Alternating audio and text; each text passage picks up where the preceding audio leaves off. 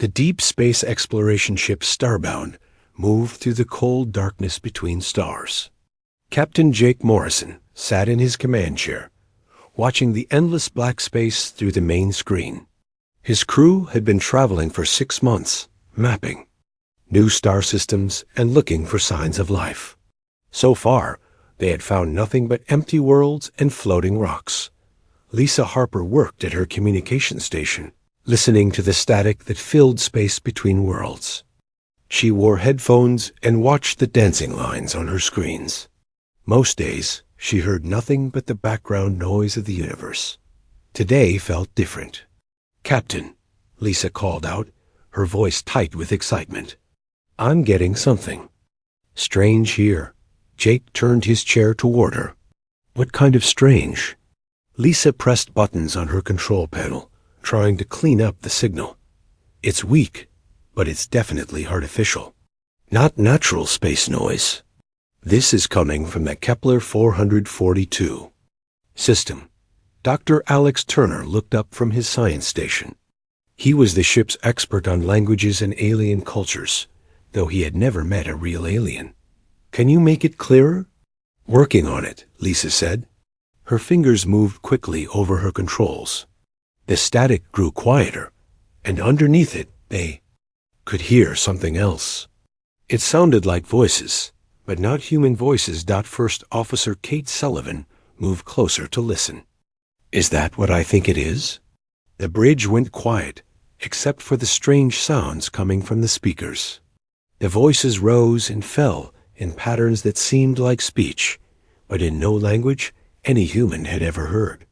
"Alex, tell me you can make sense of this," Jake said. Dr. Turner was already moving to Lisa's station with his portable computer. "Give me a few minutes. The computer needs to analyze the sound patterns first." Engineer Ben Carter came up from the engine room. He was a big man with oil-stained hands who could fix anything on the ship. "What's all the excitement about?" "We might have just received our first message from aliens," Kate told him. Ben's eyes went wide. "No kidding?" The signal played again. This time, they could hear something that sounded like fear in the alien voices. Even without understanding the words, the emotion came through clearly. "Captain," Alex said, looking at his computer screen, "I'm getting some basic translation here. This is definitely a distress call." Jake felt his heart speed up.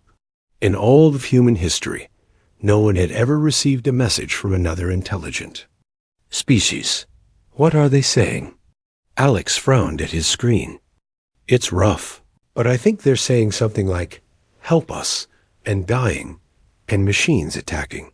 They mentioned something they call the swarm." The bridge crew looked at each other. They had come out here to explore and study, not to rescue anyone. "How far away is this signal coming from?" Jake asked. Lisa checked her instruments. "The Kepler 442 system is about 2 weeks away at our current speed." "And how old is this signal?" Kate asked. "Hard to tell exactly, but probably a few months, maybe longer." Jake stood up and walked to the main screen. 2 weeks to reach them. And the signal was already months old. Whatever was happening to these aliens might already be over. "Captain," Alex said quietly, "there's something else. The signal mentions that they've sent this message to many star systems. They're hoping that anyone, will come help them." Ben crossed his arms. "So we might be the only ones who heard it. Or the only ones who care enough to answer." Kate said. Jake thought about his orders. The Earth Space Authority had sent them out to explore and make contact with alien life if they found it. But they had also told him to be careful and not take unnecessary risks. The Starbound was a science ship, not a warship. They had some basic weapons for protection against space pirates, but nothing for real fighting.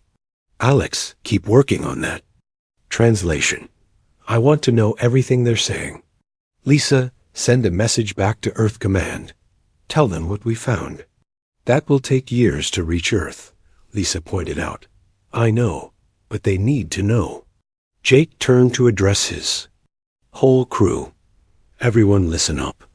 We have a choice to make. We can continue our mission as planned, or we can go help these aliens. I want everyone to think about it. Dr. Sam Reed, his ship's doctor, had been listening quietly. Captain, if these beings are in real danger, can we just ignore them? We don't know what we're flying into, Jake said. This swarm they mentioned could be dangerous to us too. Security Chief Ryan Blake stepped forward. He was responsible for keeping the crew safe. Captain, we signed up to explore space and meet new life. Well, here's new life, and they need help. Jake looked around at his crew. These people had left Earth and their families behind to journey into the unknown. They were brave and good people. I'll need to think about this, Jake said. Alex, I want that full translation as soon as possible. Everyone else, back to your stations. As the crew returned to work, Jake remained standing at the main screen. Somewhere out there in the darkness, alien beings were calling for help. The signal had traveled through space for months, maybe longer, carrying the desperate voices of a dying people. He thought about Earth and all the times in human history when people had cried out for help. Sometimes help came, and sometimes it didn't. The difference often decided who lived and who died. Jake made his decision. Kate, set course for the Kepler 442 system. Maximum speed. Kate smiled. Yes, sir. Course laid in. Lisa, keep monitoring. That signal. I want to know if anything changes. As the Starbound turned toward the distant star system, Jake sat back down in his captain's chair. They were about to make first contact with an alien species, but not in the way anyone had imagined. Instead of meeting in peace and friendship, they were answering a cry for help from beings facing destruction. Jake didn't know it yet, but he had just made the decision that would introduce the galaxy to humanity's true nature. The aliens who had sent the distress signal were about to learn that their call for help had reached the most dangerous species in known space. 2 weeks later, the Starbound dropped out of faster-than-light travel at the edge of the Kepler 442 system. Captain Jake Morrison stared at the main screen in shock. The star system looked like a war zone. My God, whispered Kate Sullivan. Huge. Pieces of metal floated in space around the alien homeworld. Some were as big as city blocks, twisted and broken. The planet itself glowed with fires that could be seen from space. Are we too late? Asked Dr. Sam Reed. Lisa Harper worked frantically at her communication station. I'm still getting the distress signal. It's stronger now. They're still alive down there. Dr. Alex Turner had spent the entire 2-week journey learning the alien language. He could now understand most of what they were saying. Captain, I'm picking up new transmissions. They know we're here. Put it on speakers, Jake ordered. Strange. Voices filled the bridge. Alex listened carefully, then translated. They're asking who we are. They want to know if we're here to help or if we're with something they call the swarm. Jake stood up. Tell them we received their distress call. Tell them we're here to help. Alex spoke into his microphone in the alien language. His pronunciation was rough, but understandable. A few minutes later, they received a reply. They want us to come. Down to the planet, Alex said. But they're warning us about the machines. They call them metal devils that kill everything they see. Jake looked at the burning planet on his screen. Can we get down there safely? Ben Carter studied his engineering displays. The atmosphere is breathable for us, but there's a lot of interference from all the fires and explosions.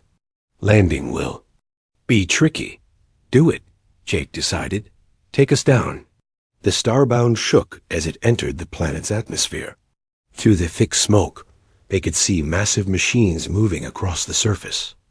The machines looked like metal spiders the size of buildings, with red glowing eyes and long legs that crushed everything underneath them. Those must be the swarm, Kate said quietly. Ben found a clear area near what looked like a cave entrance and set the ship down. We're down, Captain, but I'm reading lots of those machines nearby. Jake turned to his security chief. Ryan, pick 4 people to come with us. Everyone else stays with the ship and keeps the engines running. Security Chief Ryan Blake nodded. Yes, sir. I'll bring Lucy Kane, Chris Murphy, Nina Foster, and Dr. Elena Vasquez. A few minutes later, Jake's team stepped off the ship onto alien soil. The air smelled like smoke and burning metal.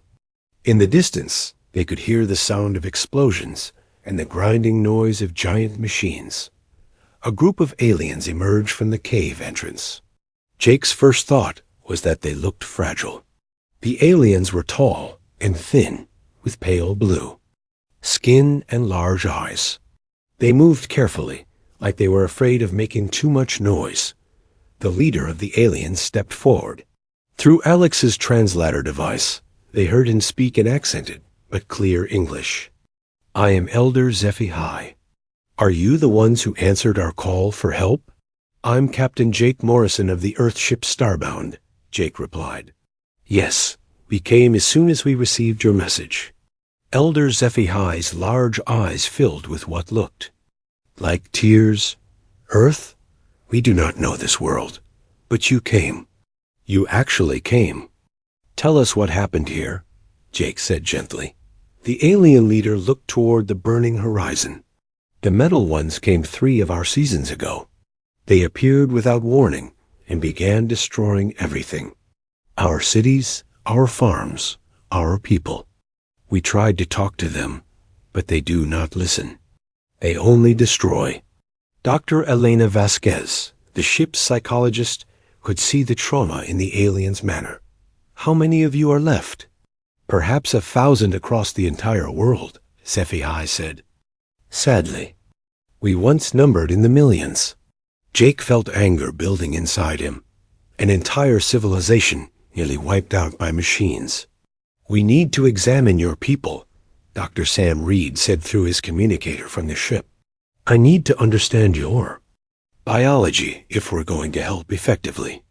Elder HFY agreed and led them deeper into the cave system. Jake was amazed by what he saw. The caves had been turned into a complete underground city. Alien families huddled together in small spaces, their belongings reduced to what they could carry. As Dr. Reed ran his medical scans, his readings became more and more surprising. Captain, he called over the communicator. You need to see this. Data. What is it, Sam? These aliens are nothing like us. Their bone density is about 1/3 of ours. Their muscle mass is tiny compared to humans. And Captain, the gravity here is only about 1/3 of Earth gravity. Jake looked around at the fragile aliens. No wonder they couldn't fight back against the machines. There's more, Dr. Reed continued. According to my scans, these beings have never eaten meat. They're completely herbivorous.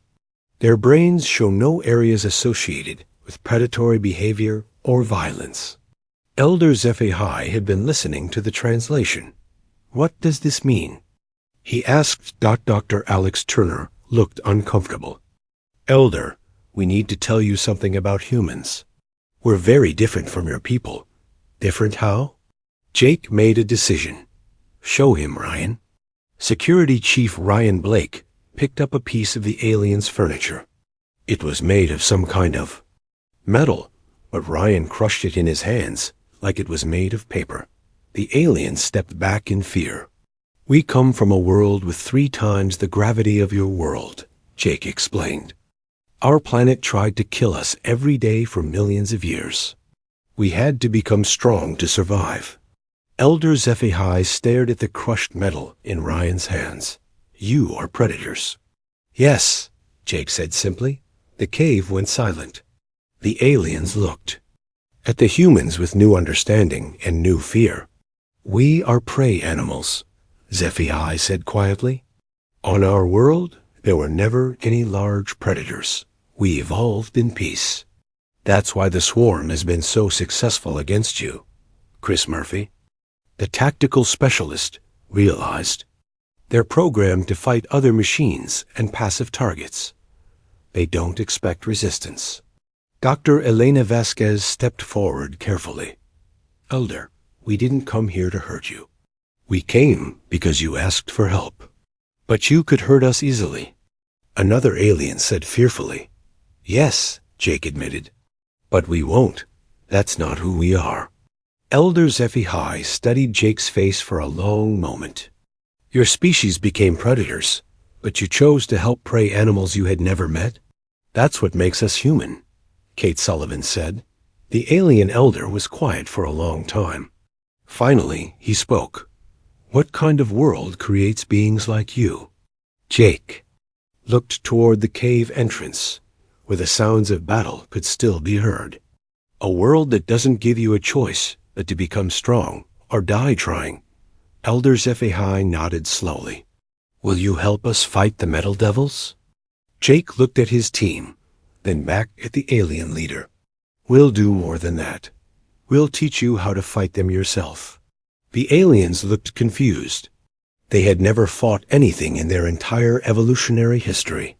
Fighting is what humans do best, Jake said. And we're about to show this swarm what happens when they mess with someone under our protection. For the first time since the swarm arrived, Elder HFY smiled. Nina Foster sat in the alien command center, studying recordings of swarm attacks on her portable computer. The intelligence officer had spent 3 days watching the same scenes over and over.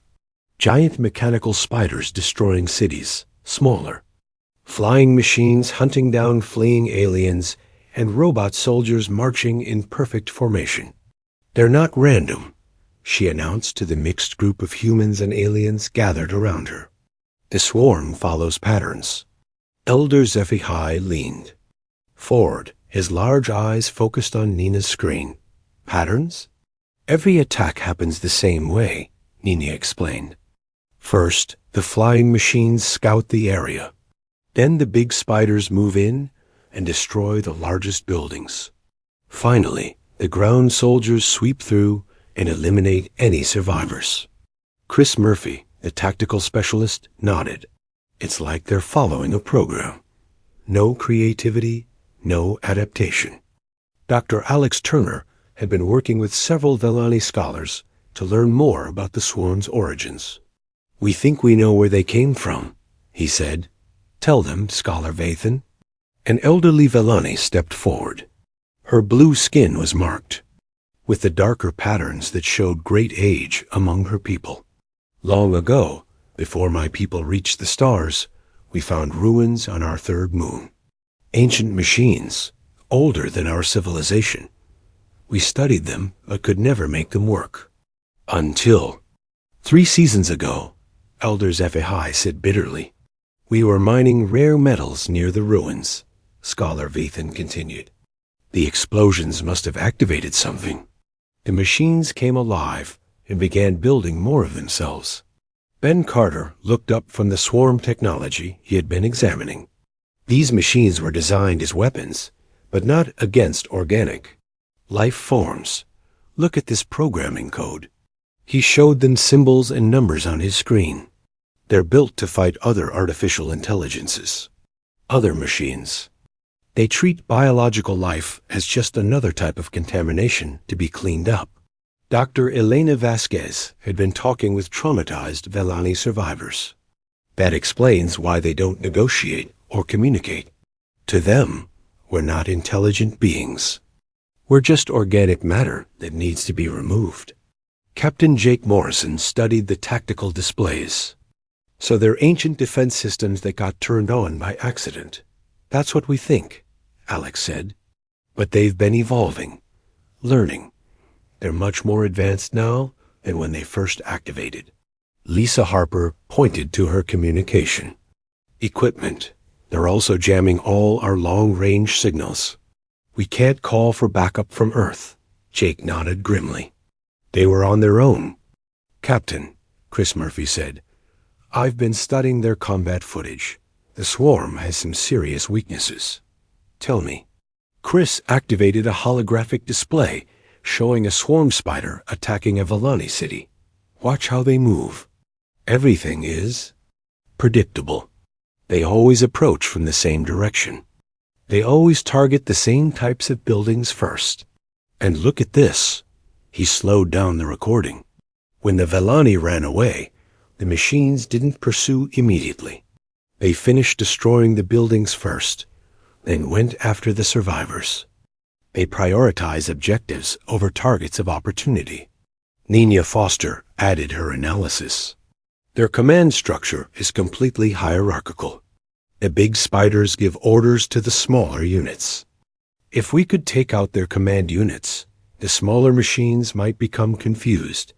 Elders HFY looked puzzled. Command units? Like military leaders, Jake explained. In human armies, if you eliminate the officers giving orders, they're regular. Soldiers don't know what to do. But how can we fight them?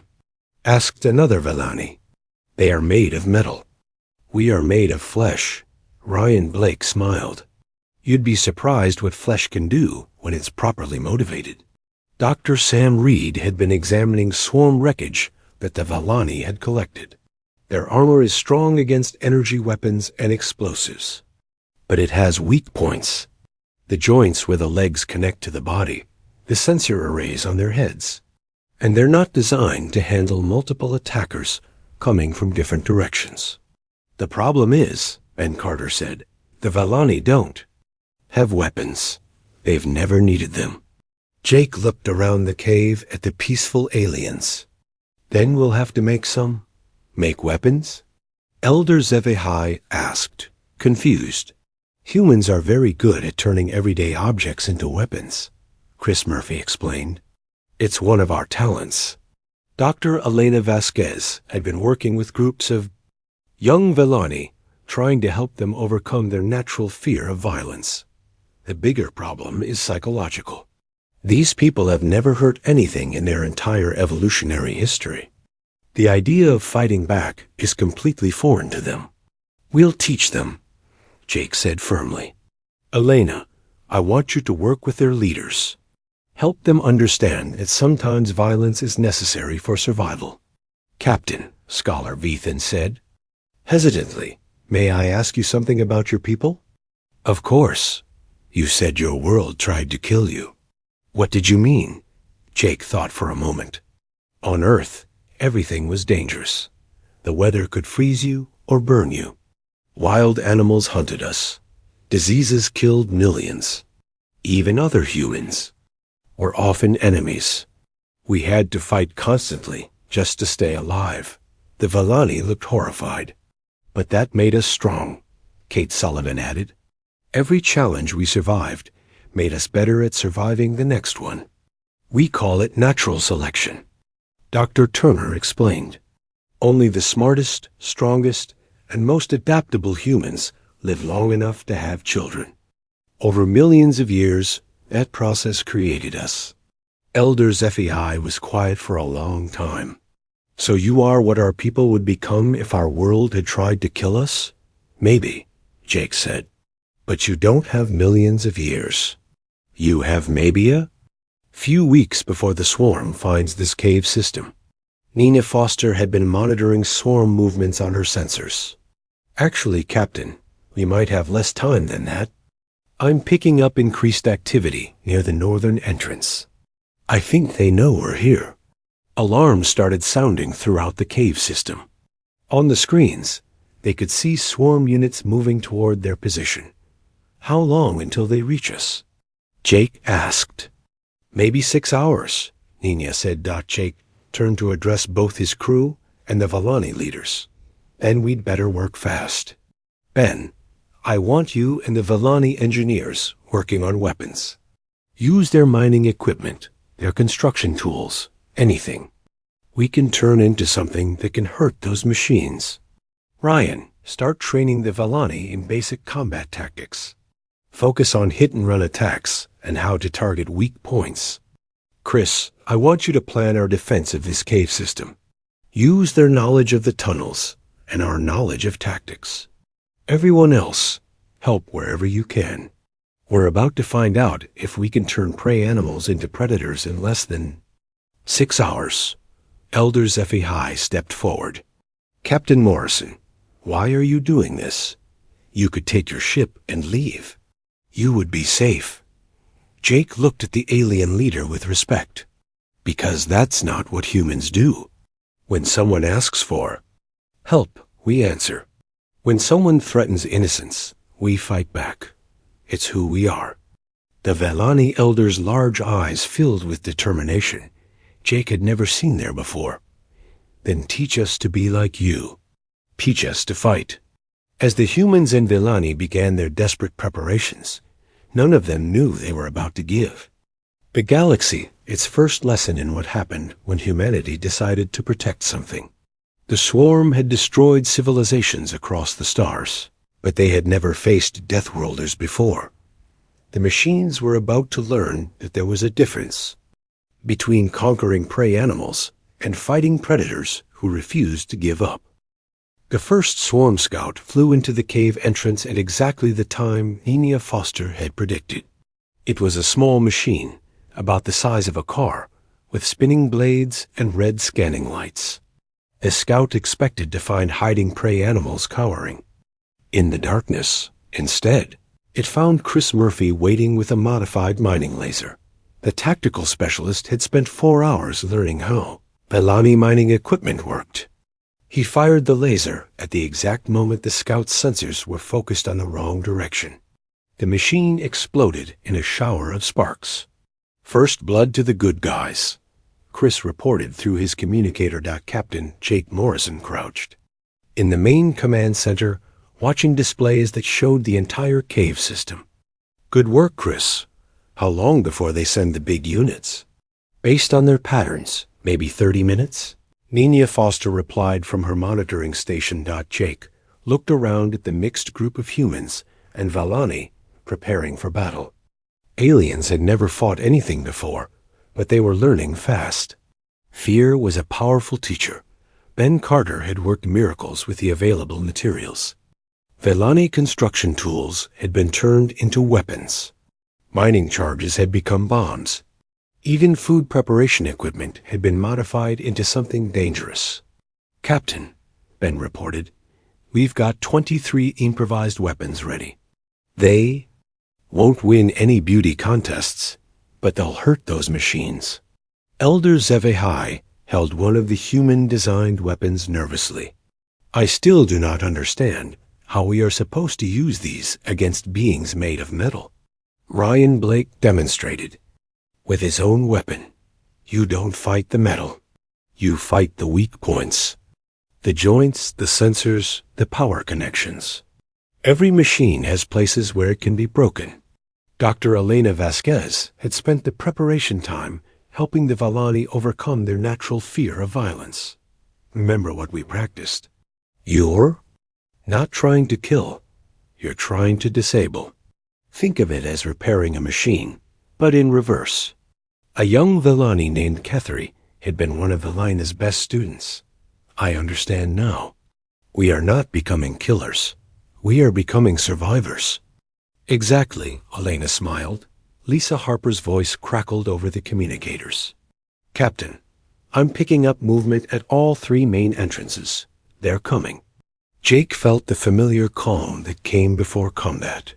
This was what humans had evolved. 4. Everyone to your positions. Remember the plan. The plan was simple but effective. The Velani would use their knowledge of the cave system to guide the swarm units into kill zones. The humans would provide the firepower and tactical coordination. Most importantly, they would show the Velani that machines could be beaten. First wave of swarm ground units entered the caves.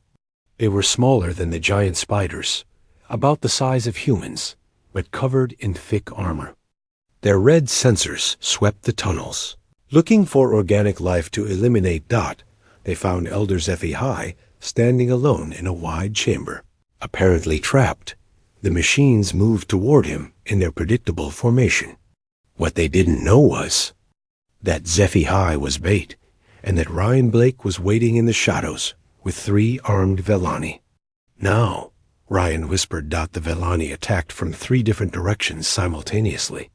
Their improvised weapons struck the machine's weak points, exactly as they had been trained.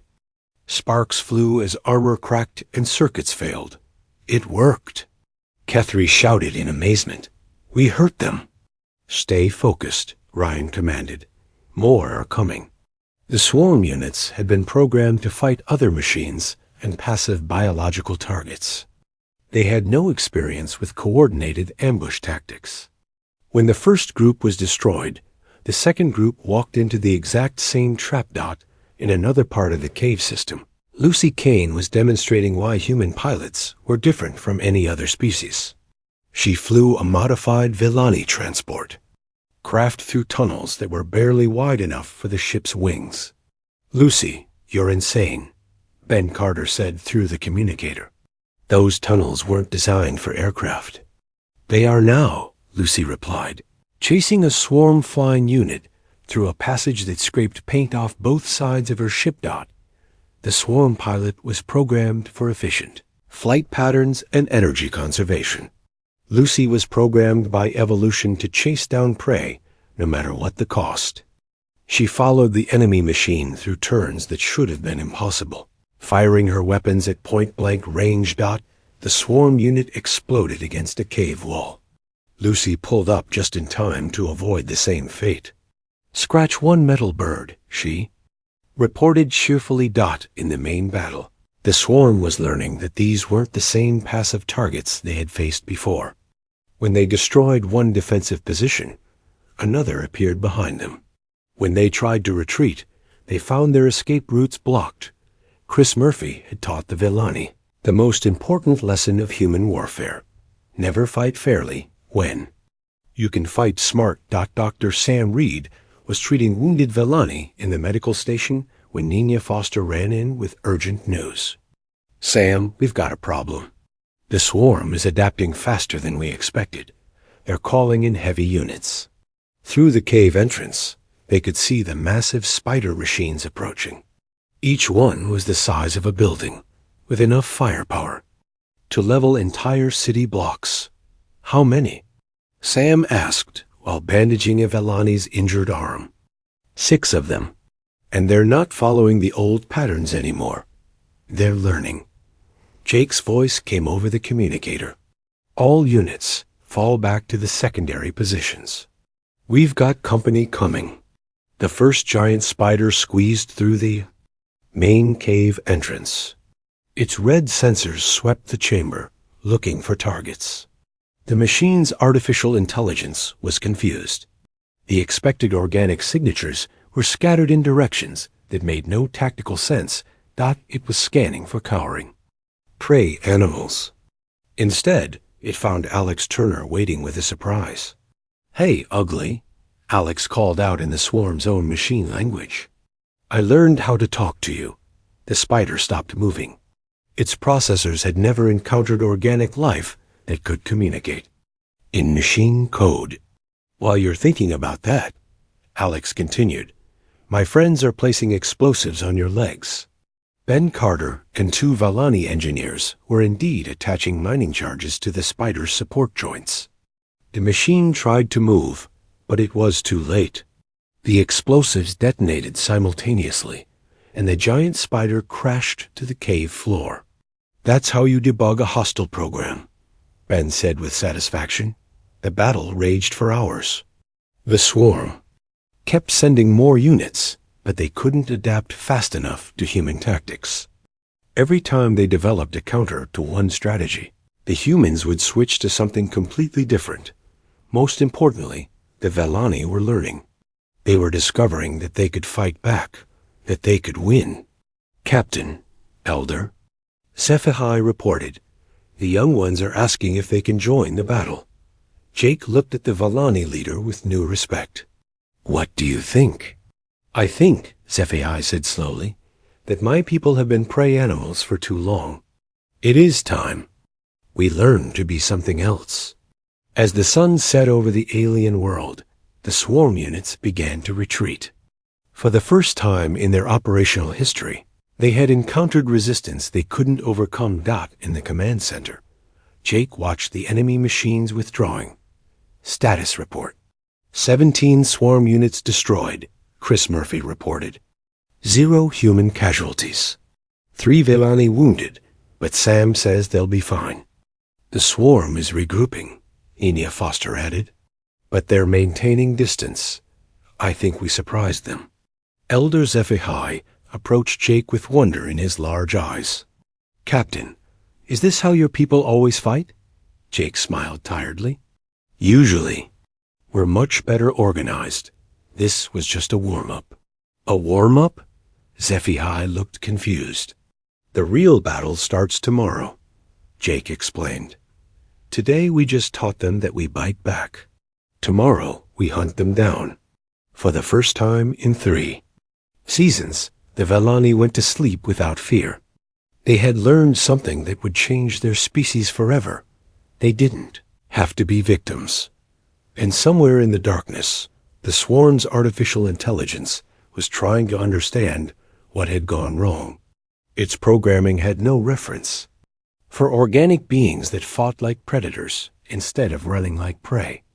The machines were about to learn that humans didn't just fight to survive. They fought to win. 3 days after the battle, Captain Jake Morrison stood on the surface of the Villani homeworld, watching the sunrise for the first time since they had arrived. The air no longer smelled of smoke and burning metal. The sounds of explosions had been replaced by the voices of Villani emerging from their underground shelters. The swarm was finished.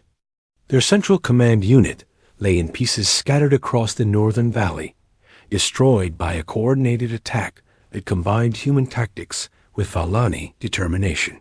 The remaining machines had simply stopped working when their controlling intelligence was eliminated. Captain, Lisa Harper called from her portable communication station. Elder HFY is asking if you can meet with the Council of Survivors. Jake nodded. Over the past few days, he had watched the Villani transform from frightened refugees into something stronger. They had requested this meeting to formally thank the humans, but Jake suspected there was more to it than that. The council meeting was held in the largest cave chamber with representatives from all the surviving Villani communities. Jake brought his senior officers, Kate Sullivan, Dr. Alex Turner, Ryan Blake, and Dr. Elena Vasquez. Elder HFY stood before the assembled crowd. His posture was different now, straighter, more confident. The change in him reflected the change in his entire people. Captain Morrison, HFY began. 3 seasons ago, our world was dying. We sent messages into the darkness, hoping someone would hear our call for help. Most of us believed no one would come. The elder paused, looking around at his people. We were wrong. You came. You fought for us. You saved us. But more than that, you taught us to save ourselves. Jake felt uncomfortable with the praise. We did what anyone would do. No, said Scholar Vethan, stepping forward. We have been studying your species since you arrived. We understand now that you did something extraordinary. You came to help strangers who could offer you nothing in return. Dr. Turner had been working with the Villani scholars to understand their history and culture. Elder, what Scholar Vethan means is that most spacefaring species wouldn't have answered your distress call. A galaxy is full of civilizations, but very few of them help others without expecting something in return. Kethri, the young Villani who had been one of Elena's best students, spoke up.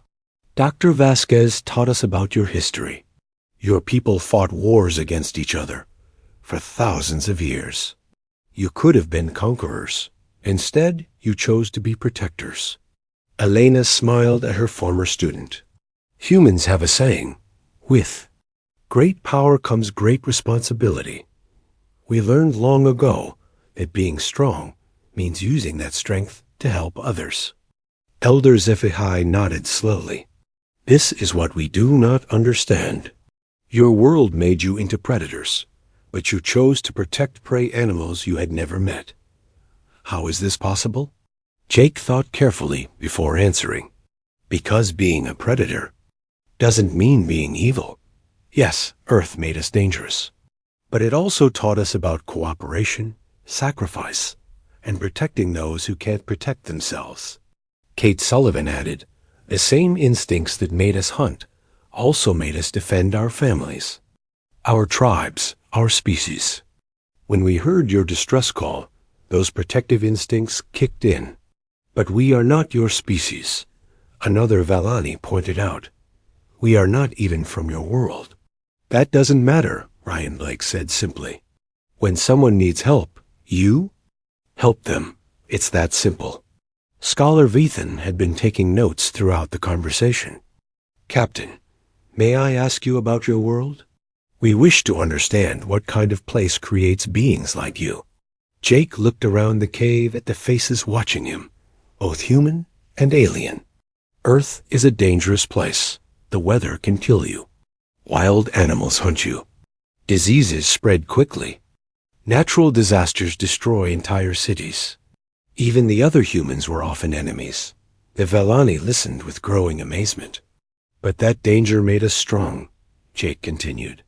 Every challenge we survived taught us something new. We learned to work together because alone we died. We learned to fight because if we didn't, something else would eat us. We learned to think quickly because slow thinking meant death.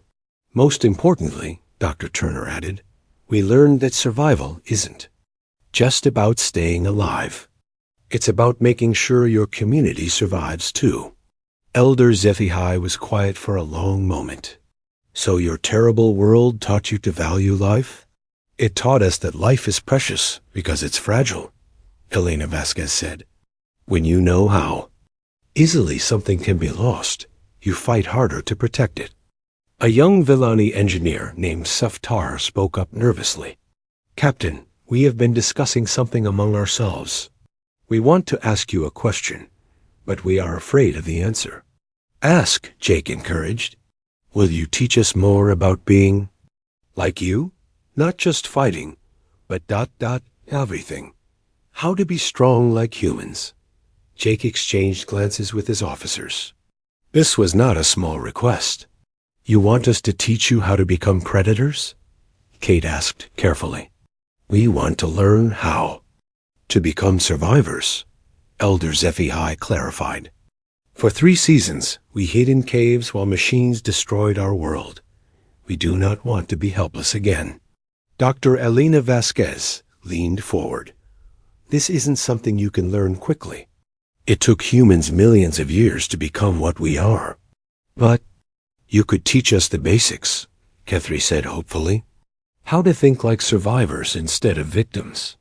Ben Carter, who had been listening quietly, finally spoke. You've already started learning. Look at what you did during the battle.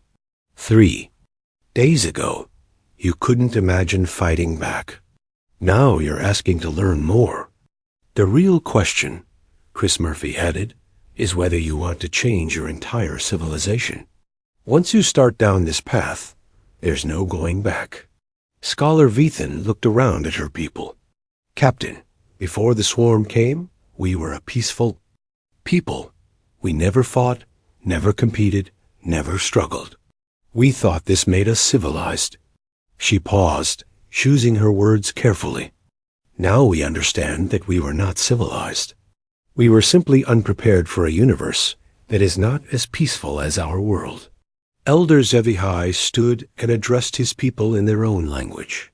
Jake could see the discussion becoming animated, with many different opinions being expressed.